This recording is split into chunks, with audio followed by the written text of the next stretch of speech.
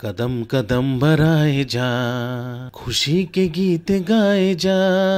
ये जिंदगी है कौम की, तू कौम पे लुटाए जा। तू शेर हिंद आगे बढ़, बंधे से फिर भी तू न डर। उड़ा के दुश्मनों का सर, जो दे वतन बढ़ाए जा। कदम कदम बढ़ाए जा, खुशी के गीत गाए जा।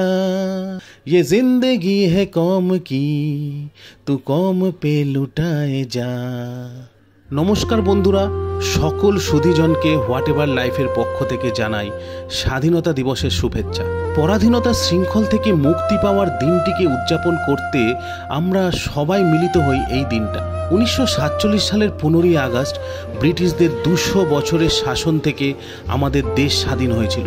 ব্রিটিশ শাসনে ভারতীয়দের ওপর চালানো হয়েছিল অকথ্য অত্যাচার। এই অত্যাচার পরাধীনতার বেড়াজাল থেকে ভারতকে ভারতবাসীদের মুক্ত করতে আত্মবলিদান দিয়েছেন বহু বীর। এদের মধ্যে উল্লেখযোগ্য হলেন মহাত্মা গান্ধী, নেতাজি সুভাষচন্দ্র বোস, ভগৎ সিং, রাজগুরু, জওহরলাল নেহেরু, লালা লাজপত রায়, বাল গঙ্গাধর তিলক প্রমুখ। দেশকে স্বাধীনতা এনে দেওয়ার পিছনে এদের অবদান অনস্বীকার্য। এই শুভ দিনে আমরা তাদের প্রণাম জানাই। ভারতের ইতিহাসে গুরুত্বপূর্ণ দিন এই 15ই আগস্ট। এই দিনে 200 বছরের পরাধীনতার অন্ধকারের জাল ছিঁড়ে স্বাধীনতা অর্জন করেছিল ভারত। এই দিনটিকে শুধুমাত্র স্বাধীনতা পাওয়ার দিন নয়, একই সঙ্গে যারা দেশের জন্য নিজেদের প্রাণ উৎসর্গ করেছেন তাদের সম্মান জানানোরও দিন। প্রতি বছর 15ই আগস্ট এই দিনটি পালিত হয় স্বাধীনতা দিবস রূপে। এবছরও দেশ জুড়ে পালন করা হচ্ছে 77তম স্বাধীনতা দিবস।